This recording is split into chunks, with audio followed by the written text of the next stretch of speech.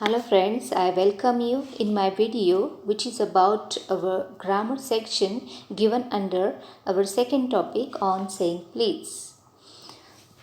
Students, या टॉपिकमध्ये तुम्हाला व्हेरिड grammar activities provide करण्यात आलेल्या आहेत. सो त्यातली फर्स्ट ॲक्टिव्हिटी आता आपण स्टार्ट करणार आहोत, कलोकेशन्स. 11th स्टँडर्डला आपण कलोकेशन्सचा टॉपिक डिस्कस केलेला आहे. सो रिव्हिजन म्हणून आपण हा टॉपिक पुन्हा या ठिकाणी डिस्कस करणार आहोत. So what you know about collocations? Collocation means collocation is a combination of words in a language that often go together. म्हणजे आपण याच्यामध्ये बऱ्याचदा शब्दांचा, त्या भाषेमध्ये शब्दांचा असं कॉम्बिनेशन करतो की ते बऱ्याचदा नेहमी एकमेकांच्या बरोबरीने येत असतात. So such words or group of words habitually occur together and thereby convey meaning by association are called collocations. म्हणजे जे शब्द किंवा ग्रुप ऑफ वर्ड्स हे सवयीनुसार एकत्र येतात आणि त्यांच्या असोसिएशनने ते मिनिंग कन्वे करतात, अर्थपूर्ण असं वाक्य ते तयार करतात, त्याला म्हणायचं collocation. So for example, I had a cup of strong tea. So here we never use rich tea. We always use in our day-to-day life. We always collocate these two words, strong tea, or the fast train is coming. We never say not quick train. We always say the fast train is coming. Means या ठिकाणी आपण कोणते दोन शब्द एकमेकांना associate केले किंवा आपण हॅबिच्युअली ते एकत्रितरित्या वापरतो, फास्ट ट्रेन किंवा स्ट्रॉंग टी.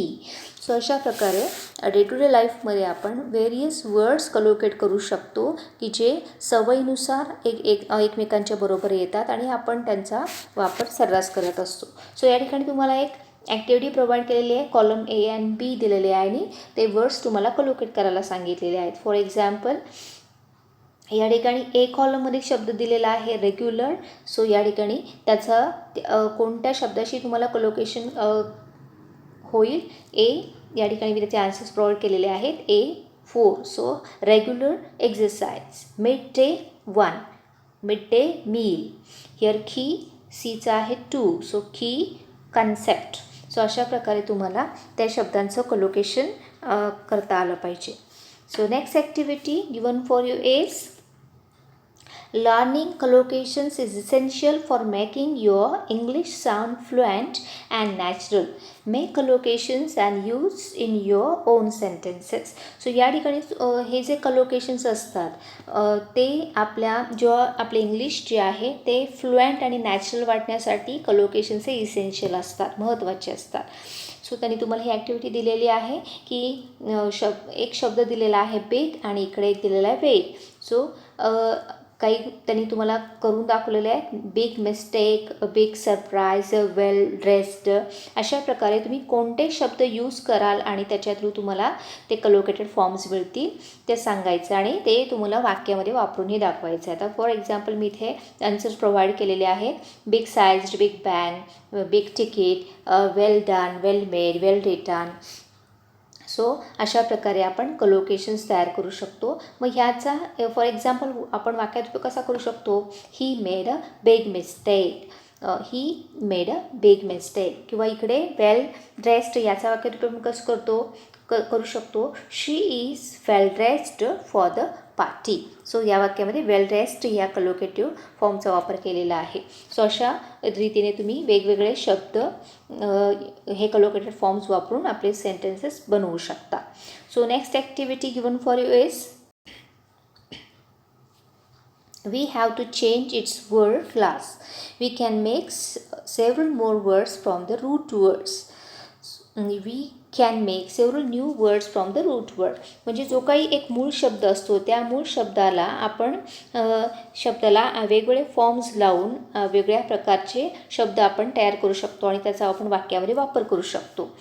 म्हणजे आपण जेव्हा शब्दाला प्रिफिक्स किंवा सफिक्स अशा प्रकारचे अफिक्सेस ॲड करतो त्यापासून आपल्याला वेगळ्या फॉर्मचे शब्द मिळत असतात. फॉर एक्झाम्पल इथे I asked Sumit to dash dash my pencil for me आणि इकडे तुम्हाला शब्द दिलेला आहे शार्प. सो या शारचं तुम्हाला योग्य फॉर्म वापरायचा आहे आणि तो त्या वाक्यामध्ये भरायचा आहे. मग आय आस्क्ड सुमित टू, या ठिकाणी टू आहे, टू इन्फिनिटिव्ह दिलेला आहे, म्हणजे आपल्याला या ठिकाणी वर्ब वापरावं लागणार आहे. शार्प याचं वर्ब बनवण्यासाठी तुम्हाला कोणता प्रिफिक्स का सफिक्स वापरावं लागेल, तर सफिक्स. सो कोणता सफिक्स तुम्ही ॲड कराल, EN, शार्पन, जे या ठिकाणी तो वर्ब तयार झाला. So I asked Sumit to sharpen my pencil for me. So here answer is given for you. I asked Sumit to sharpen my pencil. So अशाच प्रकारे तुम्हाला ॲक्टिव्हिटी प्रोव्हाइड केलेली आहे. Now read the following sentences and use the words given in the brackets. Change your class and rewrite the sentences. So अशा त्या शब्दांना तुम्हाला affix, योग्य प्रकारचा अफिक्स जॉईन करून, म्हणजेच त्याला सफिक्स जॉईन करून तुम्हाला ते वाक्यामध्ये भरायचं आहे. इथं पहिला एक्झाम्पल प्रोव्हाइड केलेला आहे. Leena was eating a very dash dash apple and obviously enjoying it. आणि तुम्हाला वर्ड दिलेला आहे क्रंच, म्हणजे हा रूट वर्ड आहे, मूळ शब्द आहे. सो जेव्हा तुम्ही त्याला एखादं सुटेबल प्रत्यय वापराल, त्यावरून तुम्हाला ते वाक्य कंप्लीट झाल्याचं जाणवेल. सो आता इथं Leena was eating a very dash dash apple. कशा प्रकारचं, लीना ॲपल खात होती असं म्हटलेलं आहे. सो इथे ॲपलच्या आधी, मोस्टली नामाच्या आधी हे ॲक्झेक्टिव्ह येतं असं, त्यामुळे तुम्हाला लक्षात आलं पाहिजे की या क्रंच शब्दाचा आपल्याला ॲक्झेक्टिव्ह फॉर्म बनवायचा आहे. मग कुठल्या प्रकारचं सफिक्स तुम्हाला तिथे ॲड करावं लागेल, क्रंच, क्रंची. सो वाय हे सफिक्स तुम्ही त्याला ॲड केलं आणि त्यामुळे क्रंची ॲपल अशा प्रकारचा ॲक्झेक्टिव्ह त्या ठिकाणी तुम्हाला मिळालं. So in the same way you have to do these sentences. This picture tooks dash dash colour. So या ठिकाणी कोणता फॉर्म तुम्हाला यूज करावा लागेल, सफिक्स ॲड करावा लागेल, कलर, कलरफुल. दिस पिक्चर लुक्स कलरफुल. नेक्स्ट, या ठिकाणी तुम्हाला एक टेबल दिलेला आहे आणि त्या टेबलमध्ये पार्ट्स ऑफ स्पीच कंप्लीट करायचं आहे. तुम्हाला शब्दाच्या वेगळ्या जाती तुम्हाला बनवायला सांगितलेल्या आहेत, जसं नाऊन, वर्ब, ॲक्झेक्टिव्ह, ॲडवर्ब. जसं नाम, वर्ब, क्रियापद, विशेषण आणि क्रियाविशेषण. म्हणजे एक शब्द दिलेला आहे आणि उरलेले शब्द तुम्हाला त्या ठिकाणी सांगायचे आहेत. एक एक्झाम्पल आपण पाहूया. Absence it's a noun. ते तुम्ही कोणता अफिक्स त्याला जॉईन कराल, ज्याच्या थ्रू तुम्हाला वर्ब मिळेल, वर्ब ॲब्सेंट. देन ॲक्झेक्टिव्हसुद्धा ॲब्सेंटच होईल आणि ॲडवर्ब मात्र त्याचं, आपण जेव्हा त्या शब्दाला एलवा प्रत्यय लावतो तेव्हा त्यापासून आपल्याला ॲडवर्ब मिळतं. So absently. So alarm, alarming, alarmingly. अशा प्रकारे तुम्हाला ते टेबल या ठिकाणी कंप्लीट करायचं आहे.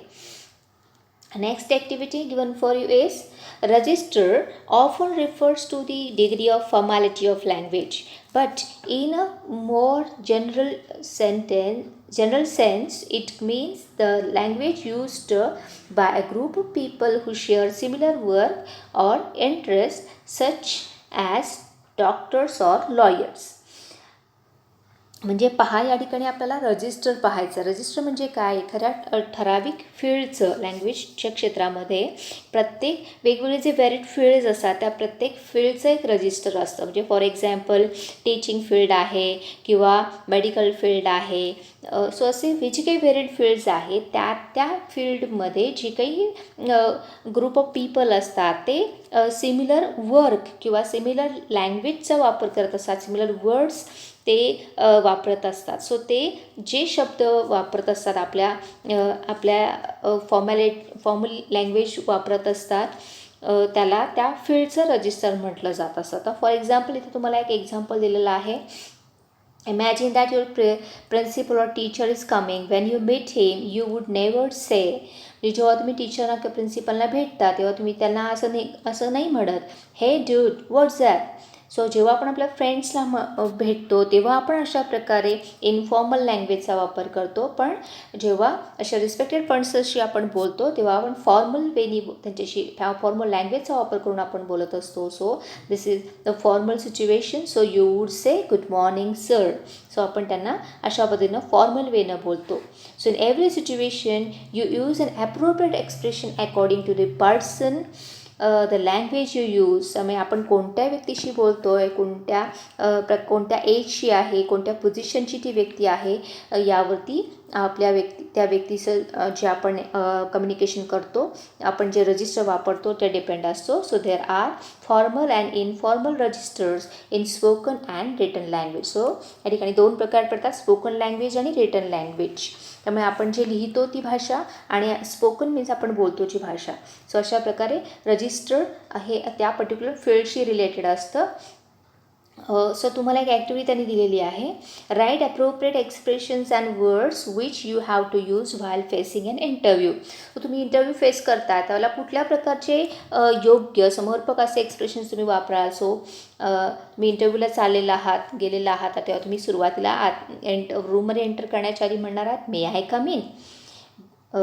त्यानंतर good morning, pardon me, sorry, I didn't understand he question. So अशा प्रकारचे सर्टन एक्सप्रेशन्स तुम्हाला इंटरव्ह्यूमध्ये वापरावे लागतील. सो नेक्स्ट ॲक्टिव्हिटी, तुम्ही एक तक्रार करणारं पत्र लिहिता आहात. सो कुठल्या प्रकारचे एक्सप्रेशन्स तुम्ही त्याच्यामध्ये लिहाल. So for example I disagree यांनी आपल्याला एक दिलेलं आहे. सो तुम्ही आणखीन काही लिहू शकता. I would like to seek your attention to this issue, please look into this matter at the earliest. So अशा प्रकारचे एक्सप्रेशन त्या लेटर ऑफ कंप्लेंटमध्ये तुम्ही लिहित असता. यानंतर between a legal offence and moral offence on the basis of the given text. म्हणजे आपल्या ह्या टॉपिकमध्ये जे काही 2 प्रकारचे वर्ड्स आलेले होते, legal offence and moral offence. Legal offence म्हणजे कायदेशीर गुन्हा आणि मॉरल ऑफेन्स म्हणजे नैतिक गुन्हा.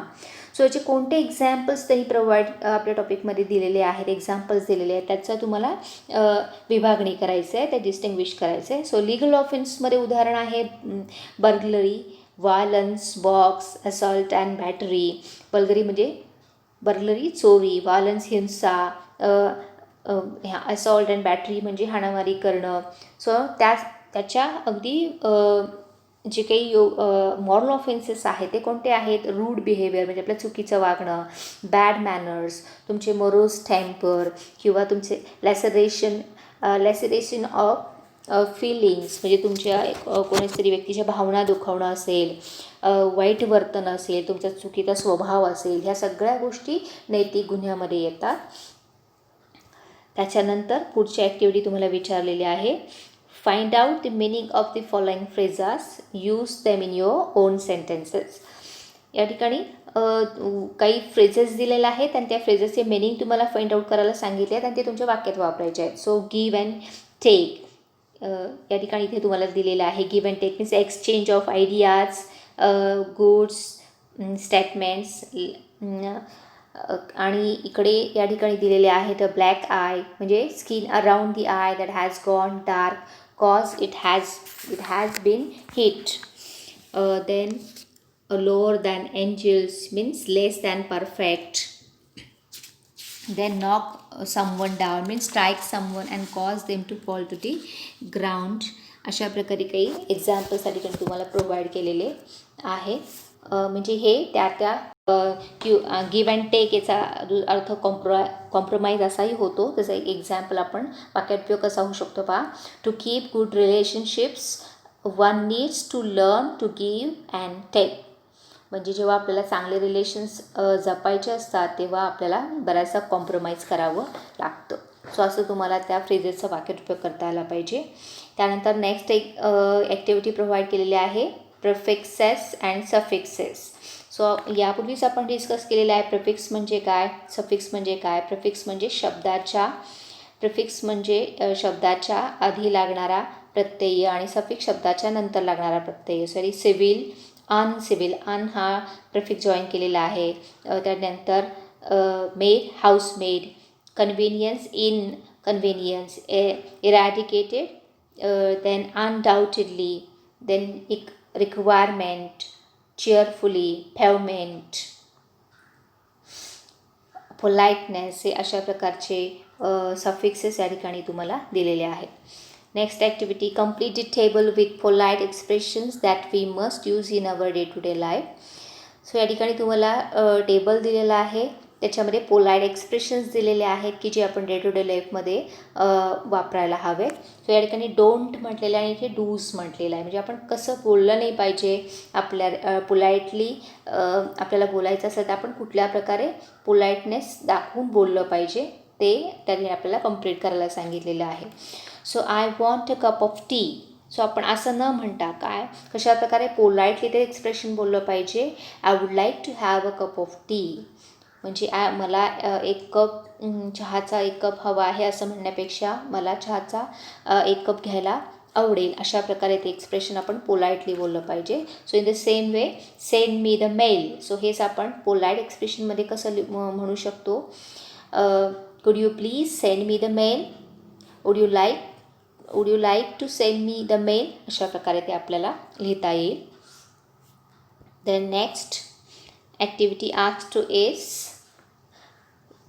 Edit the given paragraph using a and the wherever necessary, म्हणजे जिथे जिथे तुम्हाला ए अँड द हे आर्टिकल्स योग्य वाटत आहेत ते त्या ठिकाणी तुम्हाला वापरायचे आहेत. ए किंवा अँड आणि द यापैकी कोणतं सुटेबल आर्टिकल वाटतं ते तुम्हाला त्या वाक्यात लिहायचं आहे. Rakesh is an ideal son who remains devoted to his father. या ठिकाणी आयडियल शब्दाचा पहिलं जे अक्षर आहे आय, इट्स अ वॉवेल, आणि आपला नियमच आहे की जेव्हा शब्दाचं पहिलं अक्षर वॉवेल असेल तर त्यासाठी आपण आर्टिकल यूज करतो ॲन.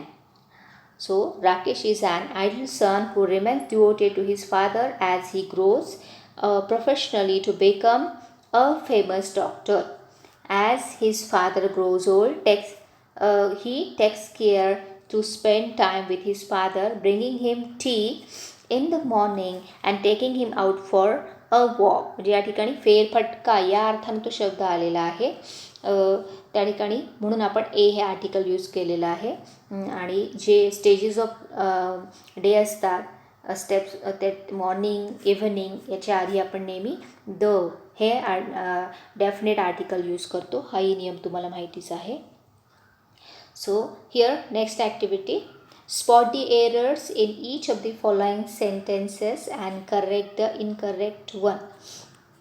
म्हणजे तुम्हाला या वाक्यांच्यामध्ये काही एरर्स दिलेल्या आहेत, चुका आहेत, मिस्टेक्स आहेत, त्या तुम्हाला स्पॉट करून त्या जे काही वाक्य आहे ती करेक्ट करायची आहेत. For example, Radha brought pens and distributed them between her 5 children. म्हणजे राधाने पेन्स आणलेले आहेत आणि ते तिनं आपल्या 5 मुलांच्या मध्ये डिस्ट्रीब्यूट केलेले आहेत. सो या ठिकाणी हा प्रिपोजिशन तुम्ही यूज करायला हवा. बिटवीन म्हणजे जेव्हा आपण 2 व्यक्ती असतात त्यांच्यामध्ये जेव्हा एखादी ॲक्शन घडते तेव्हा ते सांगण्यासाठी बिटवीन आपण प्रिपोजिशन वापरत असतो. पण इथं तिनं आपापसामध्ये त्या 5 मुलांच्यामध्ये ते पेन्स डिस्ट्रीब्यूट केलेले आहेत म्हणून अमंग येणार आहे. Then Jayashree and Sujata sat beside each other in complete sense. So या ठिकाणी बिसाइड्स आलेला आहे, यातला आपण एस काढून टाकायचं आहे. So beside. सो या ठिकाणी बिसाइडचा अर्थ होतो 4 शिवाय.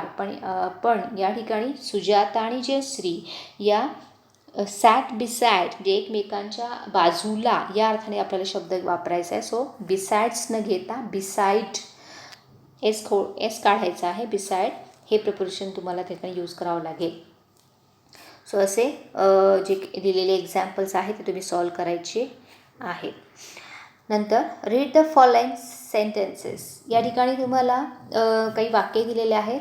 संतोष, एक ॲक्टिव्हिटी विचारलेली पहा. Santosh purchased a computer, he read the operating manual and followed the instructions. म्हणजे संतोषनं एक कम्प्युटर परचेस केलेला आहे. सो त्याला जे काही ऑपरेटिंग मॅन्युअल दिलं होतं, म्हणजे जे काही माहिती पुस्तिका होती ते कॉम्प्युटर कसा ऑपरेट करायचा हे त्याने वाचलं आणि त्याने त्या इन्स्ट्रक्शन्स फॉलो केलेल्या आहेत. मग कोणत्या प्रकारचे इन्स्ट्रक्शन्स आहेत? He link the monitor, keyboard and printer, he plugged in the main cable, he switched on the monitor at the back. So हे वेगवेगळ्या प्रकारचे इन्स्ट्रक्शन्स जे आहेत ते त्याने फॉलो केलेले आहेत. सो हे सगळे जे इन्स्ट्रक्शन्स आहेत ते सिम्पल पास्ट टेन्स फॉर्ममध्ये आहेत. सो यासाठी तुम्हाला काही करायला काय सांगितलेलं आहे, convert these sentences into passive voice by filling in the blanks.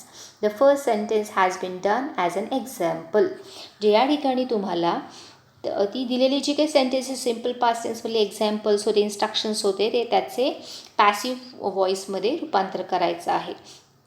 Students, तुम्हाला ॲक्टिव्ह व्हॉईस आणि पॅसिव्ह व्हॉईस या दोन्हीची जी काही स्ट्रक्चर आहे, त्याची जी काही सूत्र आहे ती माहिती असायला हवी. So active voice subject plus verb plus objects, आणि पॅसिव्ह व्हॉईसमध्ये जेव्हा त्याचं कन्स्ट्रक्शन तुम्हाला करायचं असतं त्याला जो लास्टचा ऑब्जेक्ट आहे तो वाक्याच्या सुरुवातीला येतो. सो ऑब्जेक्ट प्लस टू बीचे रूप plus verb 3 plus by plus subject, या सूत्रामध्ये आपल्याला ते वाक्य लिहावं लागतं. सो बघा, for example, firstly the monitor, keyboard and printer were linked up. म्हणजे या ठिकाणी दिलेलं सेंटेन्स कुठल्या प्रकारचं होतं, he link the monitor, keyboard and printer. So इथं या ठिकाणी जे पहिलं सेंटेन्स होतं, he link the monitor. So he subject, linked verb, and the monitor, keyboard and printer, हे सगळं या ठिकाणी हा ऑब्जेक्ट पार्ट. सो तो आपण सुरुवातीला घेणार आहोत पॅसिव्ह कन्स्ट्रक्ट करताना. The monitor, keyboard and printer. So या ठिकाणी उत्तर त्यांनी दिलेलं आहे, the monitor, keyboard and printer were linked up.